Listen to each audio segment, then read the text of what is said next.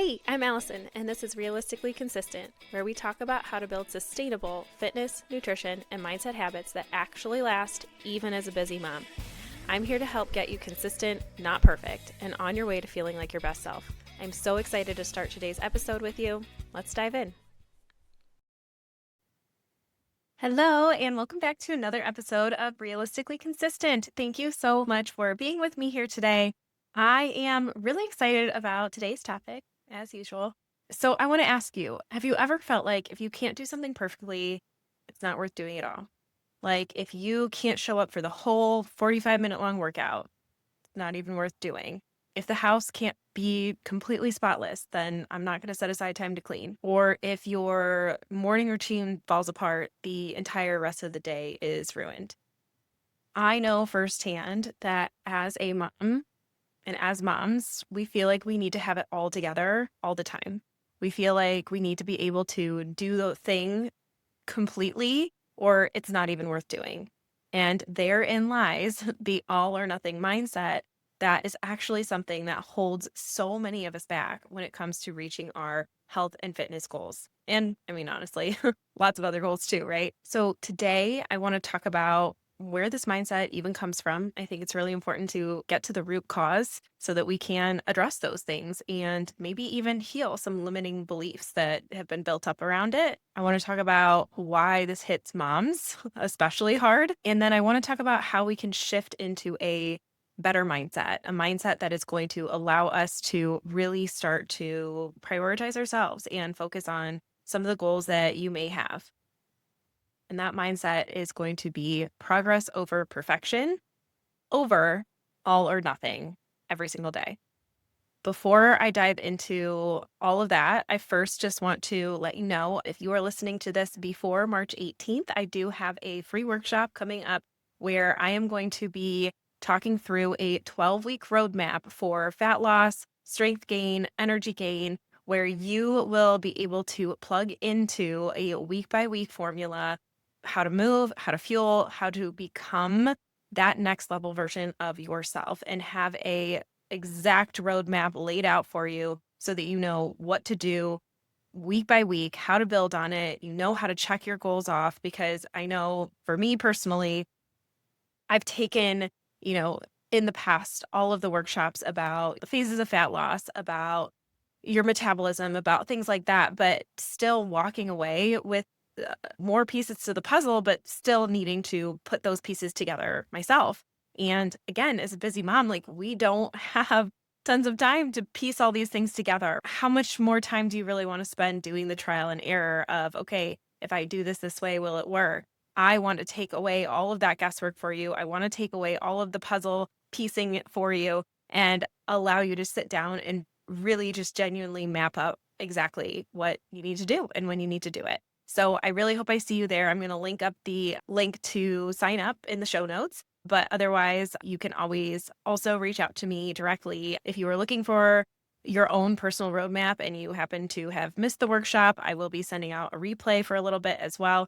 But you can reach out to me if you ever just want to talk through what your own roadmap could potentially look like. You can send me a DM on Instagram or Facebook or shoot me an email at allisonhaleyfitness@gmail.com. So with that, I do want to dive in to the first piece, which is just where does this mindset even come from? So I have seen a bunch of different things that I think the all or nothing mindset really stems from. And first and foremost, it's just like as moms, we just feel like we need to have it all together, like all the time, right? And a little bit of this kind of perfectionism mindset. I know even like as a business owner now, I've been in a lot of different coaching containers for business owners. And so many of us struggle with this just perfectionism and not wanting to release anything until it's perfect, not wanting to get our website landing page out there or, make the post on social media or do any of the things until it looks perfect. And that in itself, for even business owners or content creators or anything like that, that perfectionism could be holding them back in that way. And then again, I think it's the same thing for moms too. We feel like everything needs to be perfect. And that can be, Is the house functioning? Are the kids thriving? Are the kids fed? Do they have all the clothes that they need? Is everyone's schedule working? Like, do we ourselves look put together too? And behind all that, there's this silent belief that, you know, I think we don't always sit back and recognize, but it's this belief that, like, okay, if all of that looks smooth, I'm doing okay. And if it's not, then e everything must be falling apart for me. I'm not good enough. I'm not enough. And one of the biggest reasons, you're probably already thinking this, where is this mindset even coming from? Number 1, social media, right? We see the highlight reel of everybody else's life. And I think especially recently, more and more content creators or just more and more, regular people are jumping on social media and now just showing reels of their real daily life. This is my messy house that's not updated. This is my, wardrobe. This is what I wear on a daily basis. Like, here's how often I actually get to do a skincare routine. And so I think that's starting to help, but that in itself takes a lot of guts, right? To get on. And so there's still not a ton of people that are showing like the real life side of things. And I try to show the real side as much as I possibly can.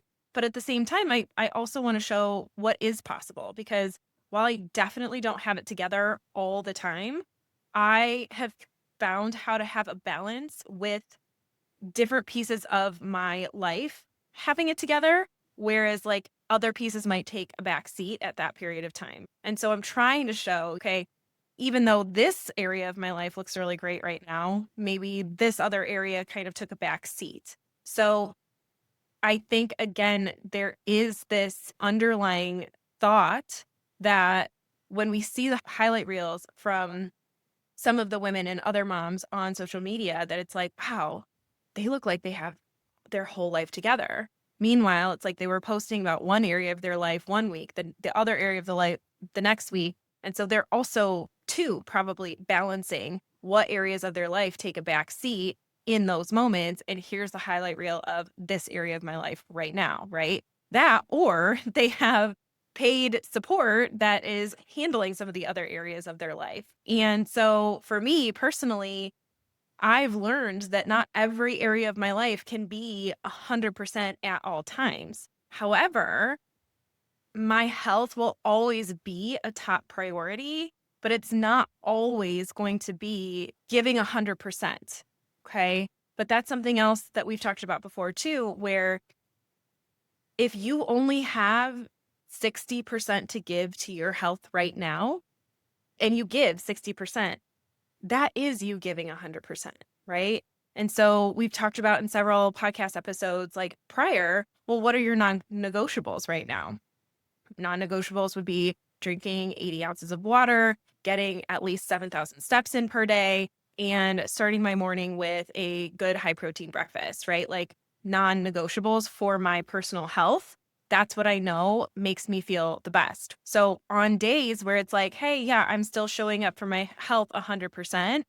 Well, I am giving 100% of the, say, 40 to 50% that I had to give that day. So this is just that example of how some people can portray that, hey, this area of my life is still like top notch when in their version, it is top notch. And you just need to find your own personal version of top notch. But I kind of got off on a tangent there.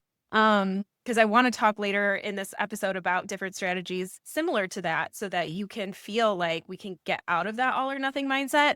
But that's just one of the, I guess, perspectives to have that not every single area of your life is going to get 100% at all times. So backing up to what we're talking about, just about social media having that highlight reel and making you feel like you need to have it all together. And so when you see all of these things and, reels and people on social media presenting their lives as perfect, and then you turn around and look at yours and you're like, oh my gosh, my life looks nothing like that. I must be failing. And so again, if there's this silent belief that keeps getting built up, whether you recognize it or not, that you are not good enough. You'll never be there. You'll never have the skills to get to their level, whatever it may be that you're telling yourself that is just not true.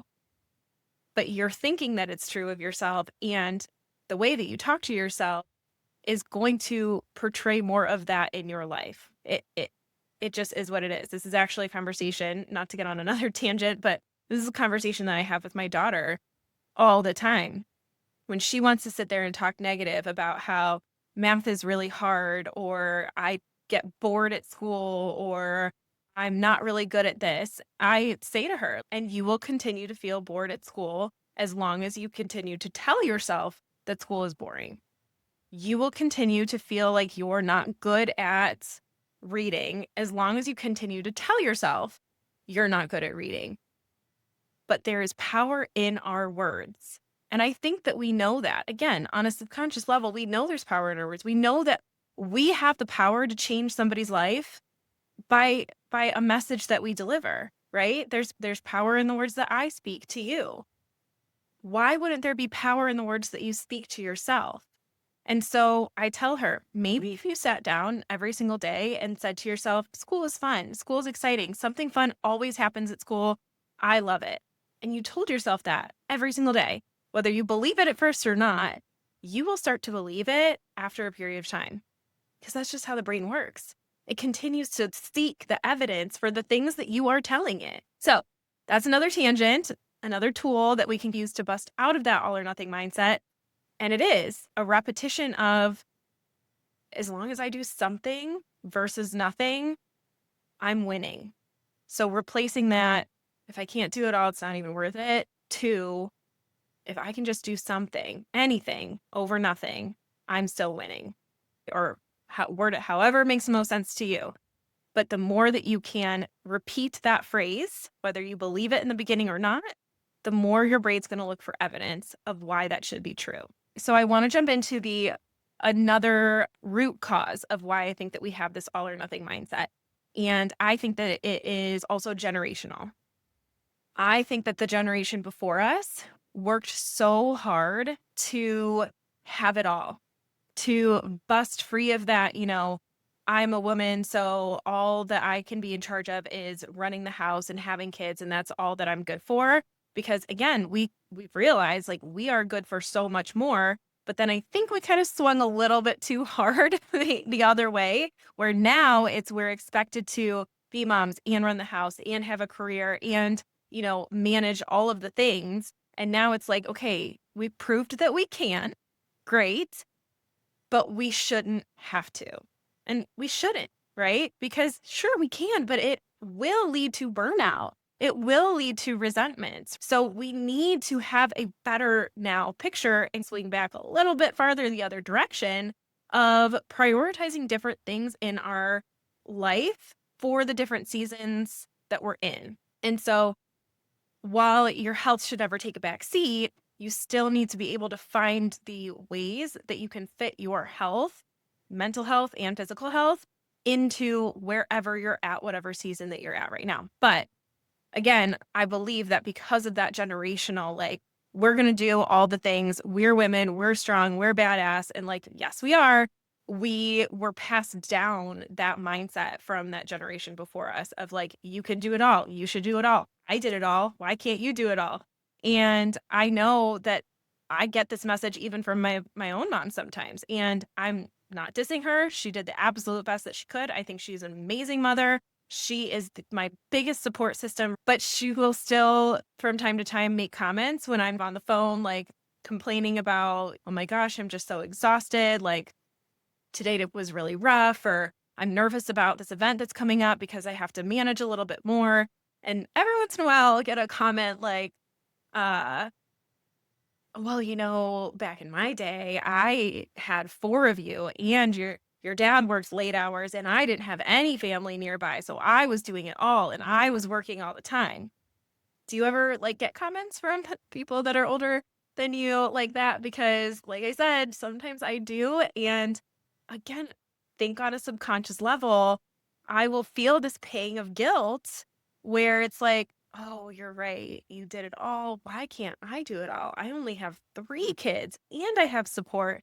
And I'm going to be fully honest with you. After having my third, I had this conversation with my mom a few times where it was like, I feel like a failure because now I only have 3 kids, and I don't know how you did it with 4. I don't know how you went back to teaching full time and all of those things. Like, why do I feel like I can't do it all?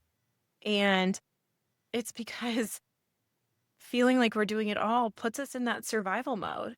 And I think if we can get rid of some of that generational trauma is kind of an extreme word, but feel like it kind of hits too. We can get rid of some of that generational like standards that were almost put on us to be perfect all the time and like put on this good image, right? Because I feel like the generation before us also was all about image. Project this image to the world that you have it all together, whether you do or you don't, sweep everything else under the rug. And again, that is not healthy, right? But it formed this belief in us that we should have it all together all the time and we should be handling everything all the time, thus reinforcing that all or nothing mindset that we still have today. So, at the end of the day, that's something that I think when we can recognize and start to, again, recognize it as a false belief that it created all these stories in our minds that our brain will now feed to us of, okay, well, if you don't have it all together, you're not good enough. When we can recognize some of these things, again, getting to the root cause and see where it's showing up in our life. So for me, it was showing up in this like, oh my gosh, I only have 3 kids. Why don't I, have a better handle on things? I could recognize that thought pattern and stop myself and say, you don't have to have a handle on things. Pick the areas of your life right now where you want to have the most handle on the things and do the non-negotiables for the rest, the bare minimum for the rest. Okay. You don't have to have it all together. This is why there's community support systems in place, why you have family, why you have a husband, why you have friends, why you have different, moms groups that are huge now, right? So reframing that, retelling yourself a new story is also going to help break those patterns and beliefs. Now, something else that I think trained us to have this all or nothing mindset was the diet culture that we grew up in. We were raised on extremes, be in an extreme calorie deficit, go through keto, which is an extreme way of eating, or even like the carnivore diet. And some of these are still around. But again, it's this extreme way of thinking, right? And I know even for myself, it was this. So I ruined my diet today. Okay, rest of the day doesn't matter anymore. Like, who cares? Because of that diet way of thinking. It was never framed as this, let's just change the way that you are living your lifestyle around food. Let's change your thoughts around food. It was, you are on a diet, right? And again, I still see some of this culture popping up today. Diet starts Monday. I'm on a diet. I can't eat that versus just making better choices and changing the way that you're fueling your body. If we were to have that mindset around food from the get-go, imagine where we'd be today. But it wasn't that. It was this extreme culture of a diet. And if you ruined your diet for the day, then the rest of the day is just blown up. All or nothing thinking, right? Let alone the rest of the week. We'll try again on Monday. I have to be perfect or else this diet's not going to work. And a lot of them were framed on this, like, this diet will only work if you do X, Y, and Z. And if you mess it up at any stage in the process, then you're not going to get your results. And so not only did that skew our thinking, but then what would also happen is that start over on Monday meant that maybe you did make it Monday through Friday and you were great, right? But then Saturday you were like, this is my cheat meal day. So you plan out this cheat meal. It would also be extreme because, hey, I deserve this. I basically starved myself all week. I'm going to make this cheat meal real good. And then it was way more calories than your body knew what to do with.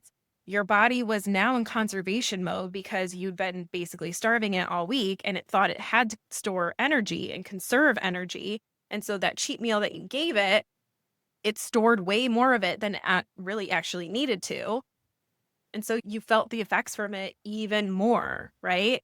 not only that, but maybe you did have a pretty reasonable like cheat meal mapped out and you're like, okay, I'm going to have my one slice of pizza and whatever for my cheat meal this weekend. Well, you've barely been feeding your body this whole time. And now you're going to try and have this like cheat little like snack, but your mind's now going to go into this frenzy of, oh my gosh, we're eating again. Yes. And sometimes those thoughts, and I know people have real food noise going on, that would spike the food noise. And so maybe you've been able to suppress it for so long. Well, you just having that slice of pizza or whatever it might have been just triggered that food noise to come rushing right back. And so any of the work that you did to suppress it was all lost the second you had the cheat meal. So again, going back to those extremes, which put us in this thinking of, well, if I can't do it all the time, then I can't do it at all because then this frenzy sparks and then I feel like a failure. And then you're telling yourself that you're a failure because you couldn't even stick to the one cheat meal when all your body was trying to do was protect you. Okay. So that's my entire, again, like breaking that pattern of a diet culture thinking. Or we could even just very briefly go into how that's like a workout thing and how in the past, again, all of the messages spread across everything was unless you can be in the gym for an hour and do a full blown, hit cardio workout or go for a 45-minute long walk or whatever, then it's not even worth it. And so again, taking these extremes of do this full blown workout or nothing even counts or you're not going to see progress. You're not going to be able to because I do think it was all very like scare tactics to get us to do their thing. You know what I mean? Sign up for the TRX, sign up for the beach body, sign up for all those kinds of things. Use some scare tactics, I believe, in there too, of the extremes and how we were already raised on the dieting extremes. And so they're like, let's work this into fitness too.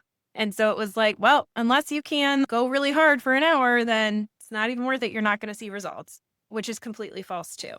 And so now meshing this all into getting rid of that all or nothing thinking that was conditioned through those beliefs, through marketing, through experiences, through all of those things. We need to get rid of that and just be like, okay, logically, when we really think about this logically, one, it shouldn't all be for weight loss. It's a whole nother topic I'm not going to get into today. Should be for our health. So if that's the logical standpoint, why would I think that skipping a 60-minute long workout to go do something else when I could have squeezed in like even a 10-minute walk, but then we're thinking that 10-minute walk isn't even worth it. It's not even going to do anything for my body. So instead, you're going to sit down and probably eat more because when we're just sitting and relaxing, a lot of times that like habit muscle comes in of I need a snack, I need a drink, I need a whatever, right? And so again, logically, sure, I wasn't able to fit in the whole 60-minute long workout, but could I have fit in like a 10-minute walk? Yeah, but you didn't think it was worth it. And so then you just ended up sitting for that full hour or whatever. See how just something would have been better than absolutely nothing at all, just from a logical standpoint. Now, the last way that I think that this all or nothing mindset really creeps in is this like perfectionism at work. Because when we're at work, for the most part, our routines are predictable. There are certain expectations of us, especially if you work for another company. It's like, hey, this is what's expected of you. This is what it's expected to look like. Here are the routines for your day. And you are able to follow that very predictable set of routines and expectations. And not only that, you know that in order to not risk losing your job, if you want the promotion to get that promotion, all those kinds of things, then you better be producing a, as close to perfect like product or whatever it is that your role fulfills, you need to be producing it as perfectly as possible so that you can make a good impression and all of those kinds of things. And so I believe too that we have taken like that conditioning from work because I was guilty of it even when I was teaching. Like nobody's expecting me to put things on a cutesy piece of paper to deliver the math questions that I was giving, but looking on social media, on Pinterest, on some of my colleagues, like what they're doing, I kind of felt like, okay, not only does the content have to match the curriculum, make it fun, make it look pretty, check all these boxes, it was hard to not produce and put out anything that didn't check all those boxes. So I was very much conditioned in this all or nothing thinking. Not that all teachers had that, but a lot of us did, of like, we need to put out this perfect product all the time, you know?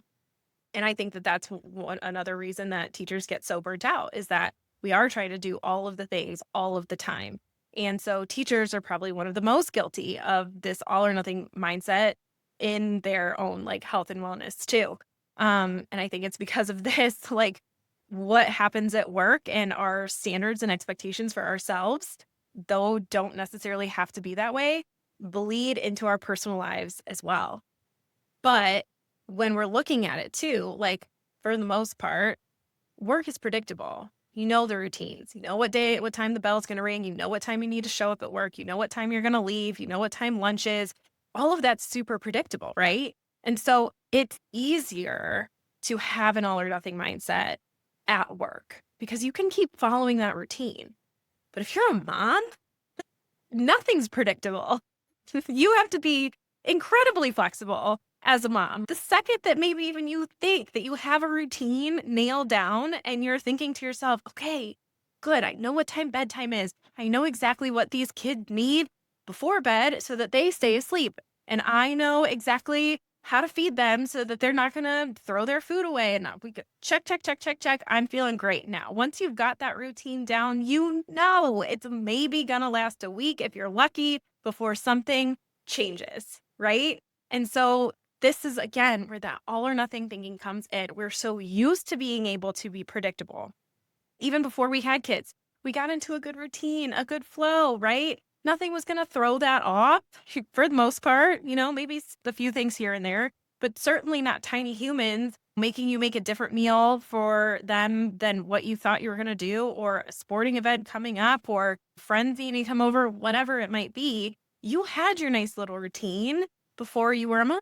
And so again, you grew up and you got really comfortable in that. And so you had this predictability of I know what I need to do and how to feel good, and that's how it's going to be, right?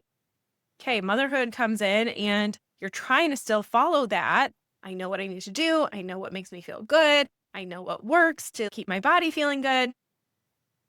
But we can't follow those routines anymore because kids are completely unpredictable. They've blown up your entire life.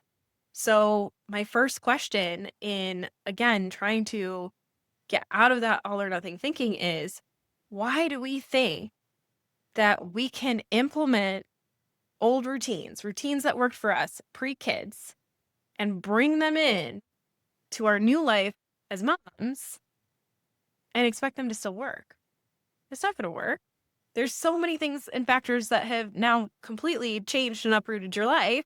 So we can't bring in those same routines. We can't expect to still get to the gym for an hour. We can't expect to be able to, I mean, some people still do, but weigh out and measure our food and track all our calories perfectly. And again, if that's important to some people are moms and can still do it. I know for me, that's just not a realistic part of my life. I've had to lean really deeply into listening to my body and what it needs and seeing a lot of trial and error, what works here, what works there, and then expanding on that with my nutrition coaching certifications and knowledge and everything else on top of that. But you still will not find me weighing and measuring my food because that's not something that fits into my daily life. So again, I think I got a little off on a tangent there, but what we need to start understanding is as soon as that mother role gets added into our life, we have to now recognize that our identity has completely changed. And believe me, I think we all recognize that completely because that's why one of the biggest things that's talked about is once you become a mom, you kind of lose yourself for a little bit, right? And I think what people talk about more is trying to find themselves again. But what I think needs to happen is I need to find this new identity for myself that is a mom that also ties in what I know brings me joy and lights me up and makes me happy and all of the things that were me pre-kids, but now they to mesh and form a brand new identity.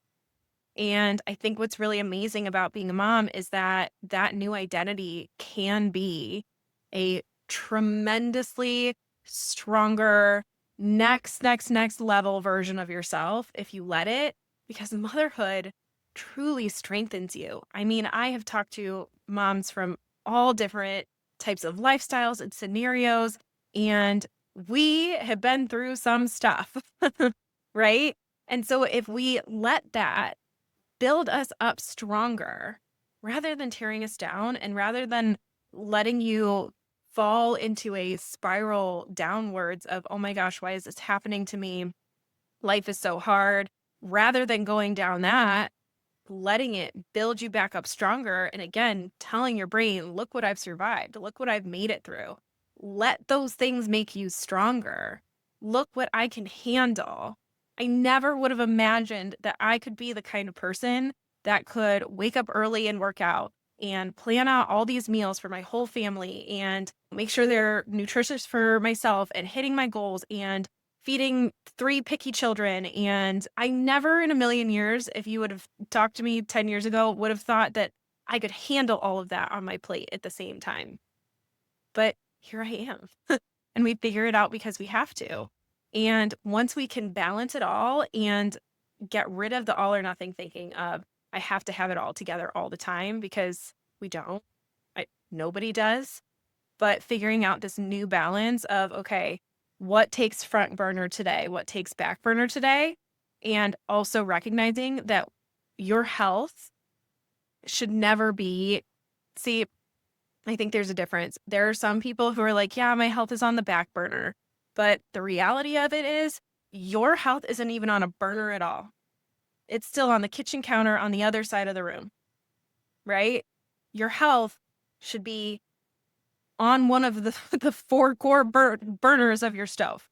And whether it's on the back burner and you're doing your non-negotiables or on the front burner where you're like, hey, I'm really going to hone in and focus and plan my meals today and get every single workout in, do all these things, right? Check, check, check, check, check. Okay. It should never be across the room totally forgotten about. And I think that there is that difference between, again, where we talk about our health and like, oh yeah, I put my health on the back burner. Okay, be really honest with yourself. Is your health on the back burner or is it across the room? Not on a burner at all. Okay? Because there is a difference. And if it is not on a burner, then you will feel those effects a few years from now when you don't have any energy and you get winded walking up the stairs and you can't keep up with your kids and you're scared to go to the doctor. This is why I talk about all these things. If you have weight loss goals, fat loss goals, and you're listening to this, great. Like you can absolutely take so much away from this and apply it to your life and hit those goals. But more than that, I want to reach the moms who don't have their health on a burner at all. And I want you to understand you need to bring it into one of them, even if it's the small one, right? And start small so that you're not freaking out years from now thinking, oh my gosh, I wish I would have started sooner. I wish I would have just done something. Because to wrap this all up, something is always better than nothing. And that is the new phrase that we need to keep repeating every time we catch ourselves in this pattern of, ugh, I don't have time. It's not worth it to do anything. Ugh, I can't make it to the gym today. I'm just going to do nothing. No, something is always better than nothing. I don't care if you ran out of time to go to the gym like you had planned to. Okay, ran out of time. Didn't get to go to the gym. Fine. So we're going to do something over nothing. So maybe when you turn on your show for the night, you stand up and do 10 squats every 10 minutes. Or you squeeze in a 10-minute walk outside before you turn on Netflix. Or you do something along those lines to reinforce and prove to your brain that we will always choose something, no matter how small, over nothing. Because what starts to happen when you choose something is that your brain looks for more of the somethings. And so it subtly starts to motivate you to say, oh, hey, look at that. You did like 10 squats. Maybe we'll do like a few bicycle crunches too, because that felt really good. All right, we're just going a 10-minute walk. You know what? I've got 5 extra minutes. Let's stretch that a little bit. That's what naturally starts to happen when you adopt that new thinking of something is better than nothing. So remember, at the end of the day, you are not failing. You grew up in a world of extremes and perceived perfectionism. And we're slowly chipping away at the fact that none of that is true. And so you need to do what works best for you. And remember, something's always better than nothing. And also to start working on rebuilding your identity around new beliefs, trying not to reestablish yourself as who you were before a mom, but who you've become, and bringing along the pieces that you loved the most from before you were a mom that work into your life as a mom now too, and letting that strengthen you. So to wrap up this longer podcast than normal, I appreciate you sticking with me the whole time if you're still here. As always, I love hearing from you. I love the feedback, just letting me know what else you would like to hear an episode on, how these are resonating with you. Don't forget to sign up for that workshop that is on March 18th at 11:30 a.m. It is virtual. I'm going to drop, like I said, the link for that in the show notes too. And if you're listening to this afterwards, let me know if you'd like the replay, because I'm happy to share that with you as well. And then I also do have another really big announcement coming right after that workshop. So stay tuned for that. And as always, if this episode resonated with you and you know of another mom that would benefit from hearing this message, I encourage you to share this with her. Thank you so much for listening to Realistically Consistent. If today's episode helped you, please hit subscribe and leave a quick rating, as it helps more moms find the show. You can visit AllisonHaleyFitness.com for more tools, tips, and ways to stay connected. And just as a quick reminder, I'm here to share general information and encouragement, but this podcast isn't meant to replace professional medical or health advice. Everyone's circumstances are different, so be sure to check in with your trusted healthcare provider before making any big changes. Thanks again for being here, and until next time, keep showing up for yourself one realistic step at a time.